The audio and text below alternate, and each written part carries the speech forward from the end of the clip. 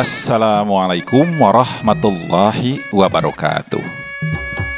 Para wargi kaum dangu netizen sadayana, alhamdulillah urang tiasa patepang dangu deui. Nalangkungan ieu kanal YouTube Capruk Radionet dina konten dongeng Sunda.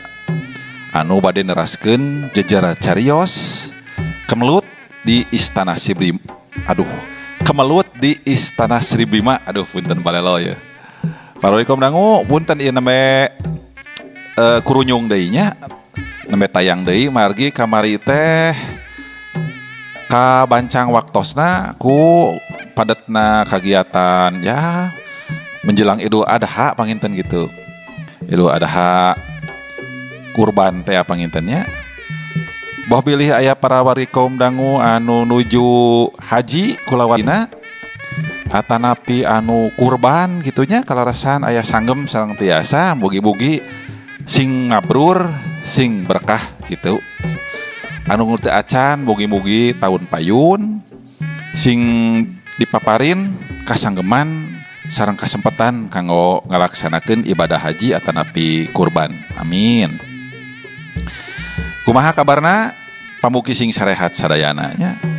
Hatur nuhun kanu parantos ngarojong ka ieu kanal anu mangrupi manco teras kana konten-kontena anu parantos nge-sharekeun link-na atanapi like-na nya ngejempolanana gitu. Sareng anu parantos subscribe. Oge komentarna gitu, nyerat komentar. Boh bilih aya anu nembe sindang ka ieu kanal, nembe lebet gitu. Duh, naon ieu aya konten Capruk Radionet gitunya. Hatur nuhun pamugi konten-kontena katampi supados aya notifikasi ka payuna saperkawis konten anu nebe medal gitu. Mangga aya saena diklik subscribe. Nah, subscribe. Aya kotak beureum seratan nana bodas subscribe. Nah, gitu. Jejer carios anu kamari teh tos dugi kana kaayaan ginggi anu honcewang pagiwur hatena margi kikindeuanana kikindeuan atuh naon kitu. Seseorang yang ditaksir olehnya gitunya nyaeta incuna Ramadonglo teh ya. Aya nu ngalamar saurna teh kitu para warga dangu. Aduh. Anak muda teh ya kitunya. Aduh kabogoh dilamar batur teh. Alah. Mangga supados teu nyangkolong kana waktos. Urang lajengkeun.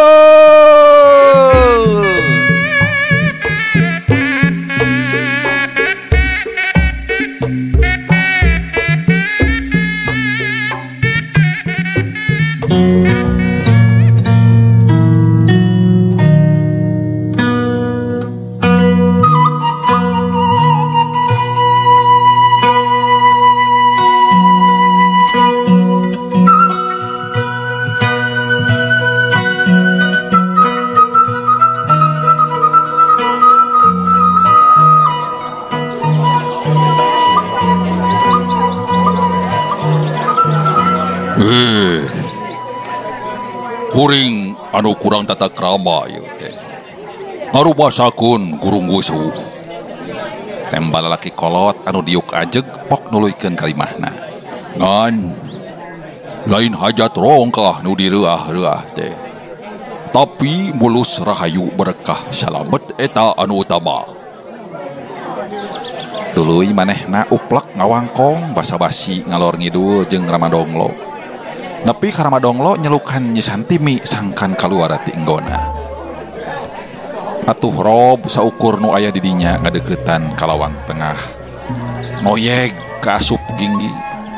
Kabeh paneuteup teu ngiceup nalika Nyi Santimi kaluar ti kamar. Tangtungan maroja leutik anu lenjang ngalangeor leumpang kaluar ti kamar. Geulis. Rambutna rapih digelungkeun. Kulitna balas dibedakan. Menigelis pisan kitu cek pikir ginggi jeung anu araya di dinya. Eta kempotna masieub pipina anu mata kataji sakur anu hadir.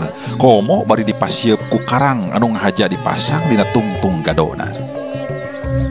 Ngan aya anu watak heran pikeun anu nyaksian mah. Nah, Nyi Santimi nu dikabayanila teh bet siga nu alum jeung eueuh cahayaan. Ya geuning ieu. Yo incu kuring anu bodoh nya yo. Anu kurang kabisa. Mun rek nyawad pek cawad ti ayeuna keneh. Mun rek ditolak pok tolak ti ayeuna. Cek Ramadonglo basa-basi. Weuh saurang oge anu nurut kana kekecapan Ramadonglo. Malah anu kajadian mah sabalikna. Seta olohok teu ngiceup madi calangap beuki ngorwe ka tempona teh.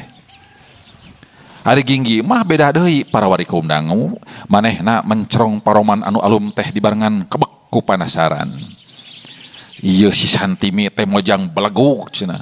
Kitu cenah para wari kaum dangu. Manehna teh siga nu sedih dina kaayaan kieu. Tapi nah atuh bet daek tuluy bae. Nah manehna teu boga daya pikeun nolak. Kek nolak. Ti mana Ginggi nyaho yen Nyi Santimi teu suka dijodokeun jeung Seta. Jeung ti mana Ginggi boga pikiran yen Nyi Santimi resep ka manehna, mere harapan ka manehna atawa ngajangjikeun hiji hal keur manehna. Ieu pikiran teh ka mana wae deui yo. Aing asar teu boga ka era aing mah. Ceuk hatena bari plak eta Ginggi nampiling sorangan. Nepi ka nu araya di dinya ngaralieu ka manehna. Kaasup Nyi Santimi apal kana sora tampilingan eta. Atuh prok dua paneuteup amprok.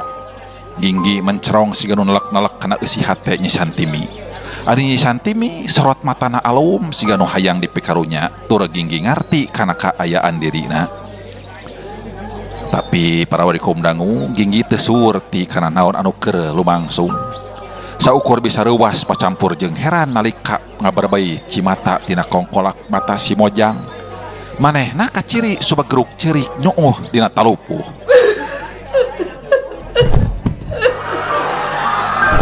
Ku kituna atuh harita kaayaan jadi riceu. Awewe pating jararit nu lalakina pating gorowok. Tapi henteu ari Ginggi mah Seta ngadalek ka Ginggi harita. Manehna nyangka yen ieu kejadian teh balukar tina ayana Ginggi di dinya. Saacan kaayaan beuki riweuh, Ginggi geus kajauhan ti eta patempatan. Manehna ngaleos kaluar lempang gancangna keur. Curelat, manehna beuki ngajauhan muru lawang kori nepi ka kaluar api lemburan. Ngalengkah nuturkeun indung suku. Nu penting mah ngajauhan ti Imah Ramadonglo ceuk pikireuna.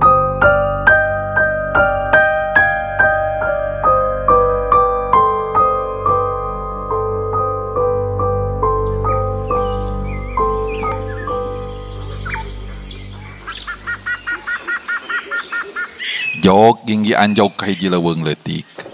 Manehna tuluy ngagoler di handapeun hiji tangkal anu kaitung leubet dauna. Matana karasa peurih jeung awakna karasa lungse. Aduh, di dia. Nah kunaon atuh aing teh. Meureun pun kanyahoan ku Ki Dharma moal teu dicarekan. Teu dicarekan lak-lak dasar kitu aing teh yeuh. Pan bare tok Ki Dharma geus ngawanti-wanti. Sangkan ati-ati kudu ngaranna awewe. Aduh. Ginggi. Awewe mah teu sigae lalaki. Maranehna teh kurang tanaga. Tebedas siga lalaki. Tapi lamun salah perhitungan, maranehna bisa ngabahayakeun, malah bisa ngahancurkeun hirup maneh.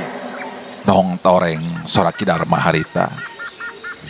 Ginggi can ngarti kana naon anu diucapkeun ku Ki Dharma harita mah. Du sidik mah nu dipikasieuna teh harita mah maung congkok. Basa di leuweung Cakrabuana para wikudamunya. Sabab gerak luncatna anu lincah tur cakaranana anu matak ngarenggut nyawa. Nah, ari awewe ukur kitu kaayaanana bisa bahaya jeung matak pipaeheun. Tapi cikeneh karasa ku Ginggi naon anu dimaksud kaancan ku Ki Dharma. Jadi kitu maksudna teh. Jadah teh. Kunaon hate aing teh atuh ieu teh yo. yang harupan keayaan siga kitu. Nah awak kuring bet asa siga dikakaya ku maung karasana teh euy. Hatiku sakit. Awakku rariged. Iya. Aduh. Sakit. Aduh, Assalamualaikum dangu eta sok. Gi, Naon? Ki Darma kungsi ngadongeng teu anu ngaranna Ken Dedes. Hah? Dedes. Heuh Ken Dedes jeung Ken Arok. Naon? Dedes di Androk. Lain. Ken Dedes jeung Ken Arok Ento. atawa Sinta, Rama Sinta Sinta. Rama Sinta. acannya. Acan naon eta teh? Heuh sok kebeun manggih bakal paham naon ucapan Ki Darma gitu. Heueuh lah, bos. Engkel parusing kieu Mang Caca. Teloykan. Ya. Manehna rumahuh sorangan. Manehna gulang-guling dina taneuh. Rambutna diawut-awut nepi ka iketna leupas. Ginggi peureum nahan napas. Manehna sakuat tanaga mapohokeun eta mojang. Tapi beuki ditolak, beuki rongkah anu ngadeuketan ka manehna. Kalangkang eta mojang kempot pipina. Biwirna anu ipis. Matana anu cureleuk jeung teutepanana anu seukeut. Kabayangkeun keneh mata eta tadi ngadadak ilang cahayana. Paromana surem. Nalika Ginggi neuteup ku sorot mata anu pinuh ku pananya. Nah tadi peuting bak jalir Janggi. Tungguan kuring di deket pintonan pantun Kang. Eta geus nongtoreng deui wae Jangji Nyi Santimi anu teu ditedunan. Nah Nyi Santimi teh ngarasa dosa. Nah nya piraku urusan anu sapele nyaeta jalir tina Jangjina. Nepi ka Cirambai cerik nyagruk tiga tadi eta nyuuh dina talupuh. Nah nya pedah eta Ginggi ngorejat. Mun saukur ku alatan jalir Jangji mah teu sapira nah habat kudu sedih siga kitu. Ari sakuruna mah mangsa anu tadi teh kudu dibagiakeun ku kabungahan jeung kabagjaan. Nya ngaranna teh keur dilamar atuh Assalamualaikum dangu nya. Tapi nah Nyi Santimi bet ngadadak pias nalika Pak Amprok tetep jeung manehna. Dipikir-pikir Nyi Santimi nah ieu teh Ginggi ngagerentas.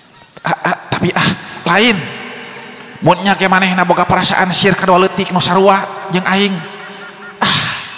asa percuma nya keur naon aing ngamubudag awewe anu geus pasini kaikat ku lalaki sejen.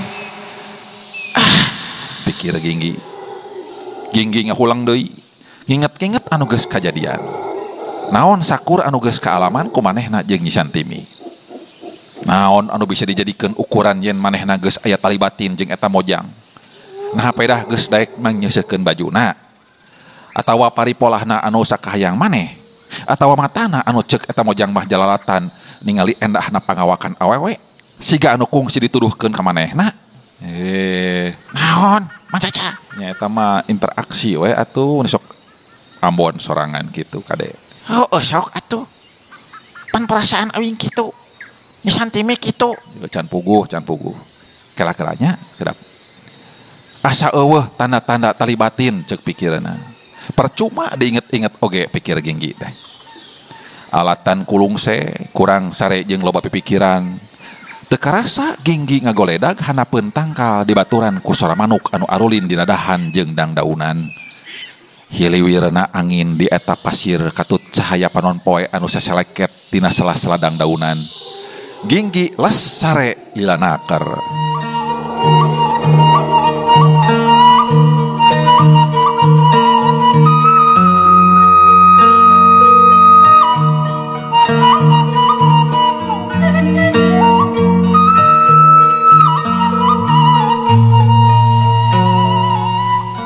Teuing sabaraha lila kituna teh. Sok padahal sarena di baturan ku ngimpi anu garoreng. Ngan anu pasti nalika manehna lilir, hawa di sakuriringna geus karasa tiris. Di barungku mata anu meletet, manehna uyup ayap kana tempat ngagolerna. Karasa taneuh jeung jujukutan teh tiis jeung rada baseuh. Karasa tina daun anu karampa ku manehna. Lalaunan Ginggi mukakeun batana. Boek mongkleng Assalamualaikum dangu harita teh. Manehna kekeureuceuman. Sanggeus panenjona surup kana kaayaan Ginggi ngareret ka luhur. Aduh. Poek. Poek ning. Tuh. Itu tina sela-sela daunan ka ciri langit anu lenglang dihias ku bentang anu paranang. Akhirnya sigana sakedeung deui aya bulan nembongan. Mun teu salah ngitung, peuting ieu teh peuting ke-15. Artina bakal aya sesa bulan purnama. Aduh. Ari nempo bulan kitu teh sok inget ka Ki Darma. Manehna teh lain dulur. Komo kolot pituin mah. Asa teu karasa kanyaahna teh. Ukur hayoh we nita latihan jeung latihan ilmu kadijayaan. Tapi lamun dipikir-pikir ayeuna, duh. Asa bagja hirup kitu teh. Nya sabenerna mah kuring ngarasa bagja salila cicing jeung Ki Darma di puncak Cakrabuana teh. Asa tara cekcok kitu tah. Dina nya nage pasea ukur pasea teu pararuguh nu eueuh hartina. Oh sok eta pasea ngeunaan kahirupan. Tapi sebenarnya pan ngeunaan hirup duaan anu sebenarnya diungkulan keneh ku duaan. Kitu eusi pikiran Ginggi harita. Tapi ayeuna karek sapoe dua poe panggih jeung jalma sejen geus ngarasaan nguluwut jeung pacekcogan. Mimiti nalika panggih jeung Ki Ogel katut Ki Banen. Hampir rek garlut gara-gara cekcok. Tidinya ningali sombong jeung jumawana Ki Kusuntara. Adigungna Seta jeung Madi matak tegenah kana hate Ginggi.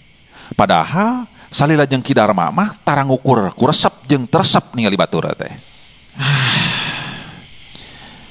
Balik deui wae kitu aing teh ka puncak. Hah? Heuh balik deui wae kitu aing teh ka puncak. Puncak mana? Puncak Pas Bogor atau puncak? Puncak Cakrabuana Mang Cecek gitu. Oh, gitu.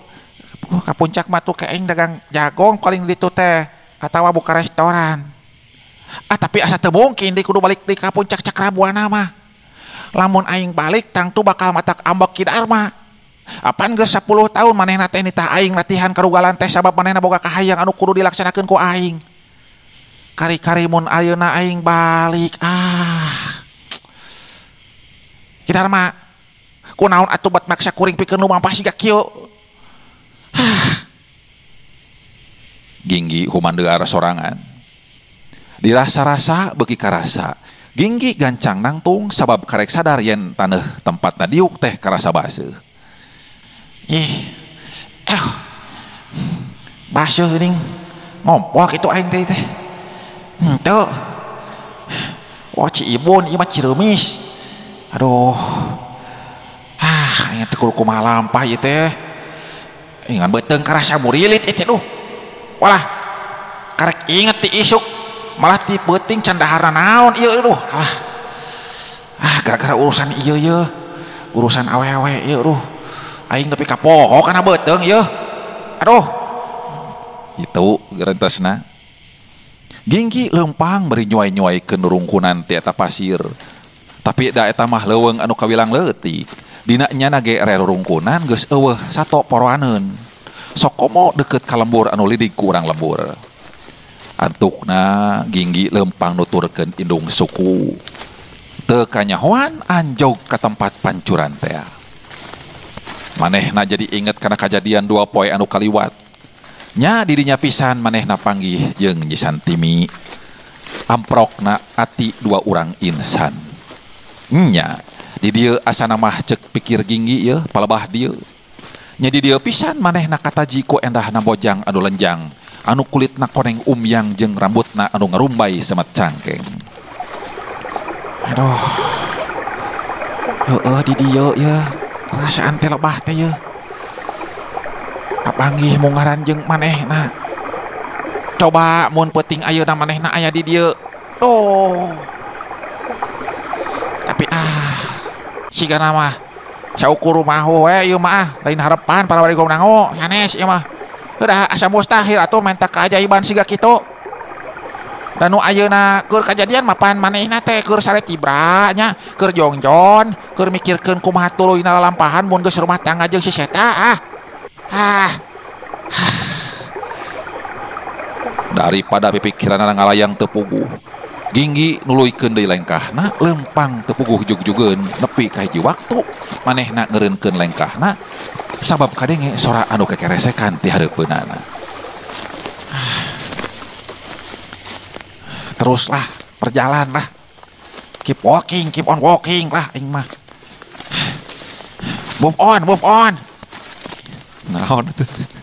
Heuh cek bodak aing mah move on cenah kitu. Heeh. Coba. Naon eta euy? Naon eta? Suara kalakay jeung regang katerincakan ieu mah yeuh. Suara naon ieu? Bener-bener macam saya suara naon ieu? Eta sugan suara naon? Teu puguh teu abor kieu suara. Naon nya suara dangdut segala ieu. Aya nu hajatan aya warung kopi kumaha yeuh. Kelak. Bator. Suara dangdutna atuh nah ieu teh. Diraku di leuweung aya nu kitu. Tah ayeuna mah ki cucu bagi. Tah ieu mah bener sidik yo. Cugan teh ilmu aing nu salah, ilmu hiliwir angin teh. Oh ieu mah aya nu leumpang di hareup ieu mah. Muruk ka dieu yo. Sanggeus kitu para wikum dangu. Ginggi ngeureunkeun lengkahna, manehna nguliwat nyumput tina rungkun jeung tatangkalan. Kusabab bulan geus moncorong ti belah wetan, Ginggi jadi bisa eces nengetan anu ngurunyung datang. Bener we ieu mah yo. Sing goreng aya jaman nu leumpang deuketan yo. Kek. Dadeganana. Mawa palu meni gede kitu. Make jubah. Jeung aya golodog sagala eta aya kincilauban kitu dina paluna. Aduh. Naon? Eta mah lain eta mah Thor eta mah. Aduh, Gusti eta tampona ulah dieu tuh leumpang eta. Oh eta, aduh, ai euy eta saha sugan teh? Nu paur kitu eta palu nih. Aduh, eta palu. Lain eta mah naon? Eta mah nya saha tuh wawo? Eta nu leumpang mah. Dadegarana sigala laki anu Jawa ti lebah lembur tapi eta mah tah. Sugan teh eta. Sanggarana eta nabi teh? Thor. Thor eta mah. Saha Thor? Thor eta lah anu God of Thunder cenah kitu. Siga merek motor. Baheula aya merek motor eta tapi Thunder gitu ngalain eueuh eta mah. Keun cicik tuh keur mawa naon itu teh tuh? Siga nu keur manggul hiji barang. Hah? Manggul awewe eta mah. Kaciri tina kabayana. Oge rambutna anu ngarumbay tuh. Tapi nah ngadon naon kalaluar paduduaan peuting-peuting kieu nya. Sigana eta pasangan nu kieu terek ngalakukeun hal anu teu uni di tempat anu simpe ieu mah yo. Yo, rek paduduaan ieu mah yo. Tupan sabab amun salaki pamajikan mah moal kigituan. Moal kituan kumaha? Moal seri panggul gitu. Lain. Mun rek paduduaan teu kudu maksudna teu kudu kaleuweung kitu, di imah we di ngon. Nah ieu mah tuh di panggulna ge siga teu walakaya deui tuh. Eta huluna ngulahek. Leungeunna gantung kitu tanpa daya. Nah keur sare atawa pingsan kitu eta awewe teh nya yo. Aing mah jadi curiga Mang Cacak ieu mah yo. Para wikum dangu curiga aing mah yo. Mun maneh datang Cilembur, nah kumaha carana? Apan lawang kori teh geus ditutup ari peuting mah. Kumaha carana? Lantaran beuki curiga eta. Ginggi ngetayep ngadeuketan jeung nuturkeun anu keur manggul eta wewe. Teu hese pikeun Ginggi mah. Sabab sajabati cahaya bulan anu nyaangan, Ginggi make ilmu nu diajarkeun ku Ki Darma anu ngalantarankeun lengkahna eueuh soraan lir ibarat maung anu keur ngintip-ngintip. Tapi Ginggi ge bisa ngira-ngira yen anu dituturkeun teh lain jalma samanea. Kaciri tina carana leumpang. Sok sanajan bari manggul pangawakan jalma tapi lengkahna kaciri tetek jeung hampang naker. Manehna ge kaciri bisa leluncatan tina batu kana batu bari eueuh tanda-tanda rek labuh. Ras Ginggi kana pepeling Ki Darma yen kudu ati-ati lamun asup ka lembur cae sabab rea jelema anu boga pangabisa. Cek guruna di wewengkon kerajaan Talaga tiba heula rea jalma anu dikjaya. Saacan asup ka wilayah kerajaan Cirebon teh kerajaan Talaga mah mindeng perang para walikum dangu. Artina rea jago tarung di Talaga. Oh nya yo meureun ieu teh urang lembur cae jeung bisa kana silat ieu mah yo kana kanuragan yo. Tapi sahanya nu wawuh teh karek Ki Ogel, Ki Banen, si Seta, si Madi anu ilmuna ya gimana gitu ya, ilmunya itu pasaran gitu. Tong kitu gitong tak kabur teu meunang teteh. Buah-buah disebutkeun ilmuna padahal mah jago maranehna teh. Ente Mang Caca. Kada apa-apanya. Ginggi tuluy nuturkeun eta lalaki anu sing horeng muru ka hiji guha nu aya di Bumunggang Pasir Cadas.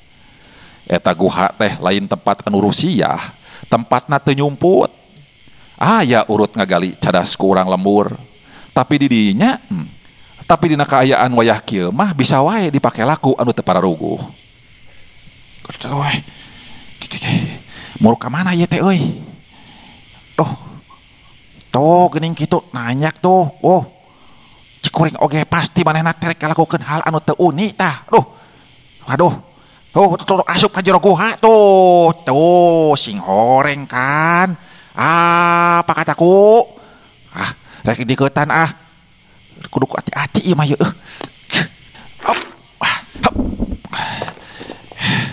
Duh, ieu di jero teh pasti poek mongkleng yo. Tapi di luar caang ku bulan. Aing kudu nyumput di tempat anu teu katampot di jero ieu. Iya. Tah netek ieu. Mana pun tangan teh. Oh iya tah. Naon ieu? Nah, domah euy. Jadi domah. Eta mah tembok benteng Bandar Domah atuh mah kena kadinya ginggi aduh salah eta mah keur kurban. Aos kapanggih ku Haji tah disangkarek maok tah. Aduh salah naik atuh geuning kumaha ieu teh. Ka mana ieu? Itu tuh belah ditu tuh Pasir Cadas mah Ibin nuturkeun saha atuh. Gusti aing nuturkeun anu keur manggul domah atuh ieu mah bieu mah ieu. Salah belah ditu tuh. Yo, aduh ke. Hop ya. Yuk merenya yuk. Tah bisa di dia ya. Nyumput di dia ya. Dina batu-batu cadas ya.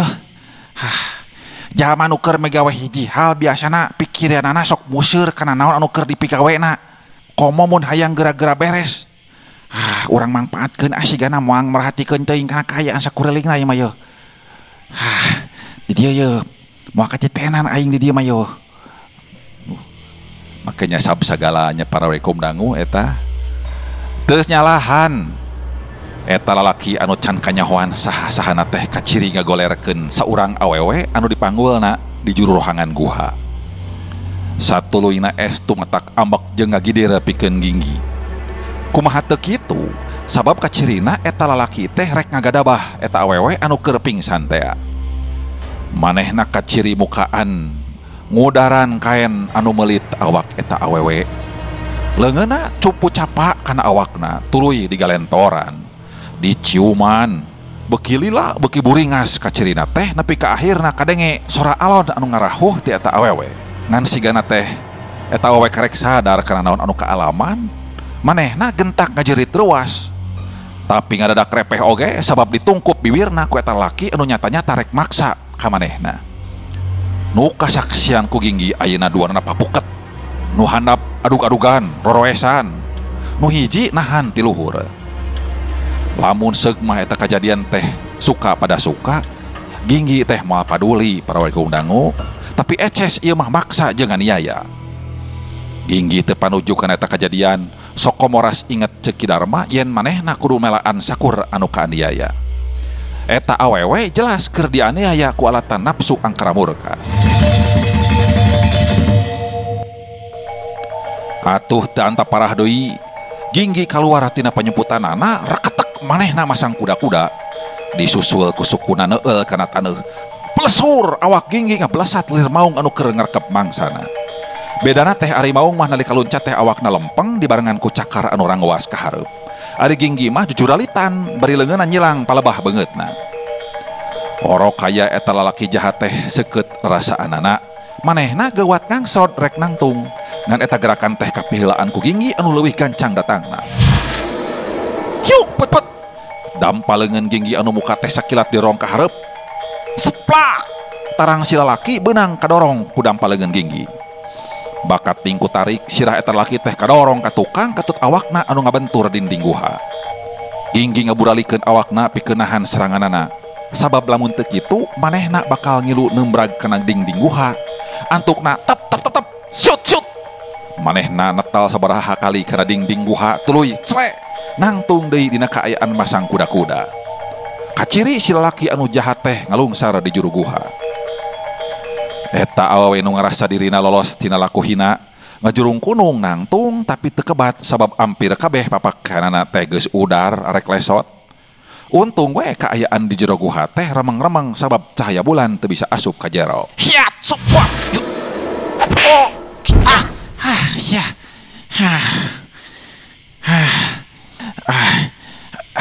Ayo. Ayo. Orang cageun dongeng ayo.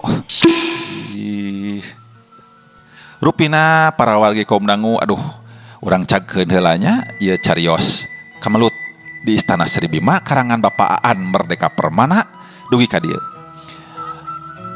Urang patepang dangu deui dina lajengan cariosna episode ke-11.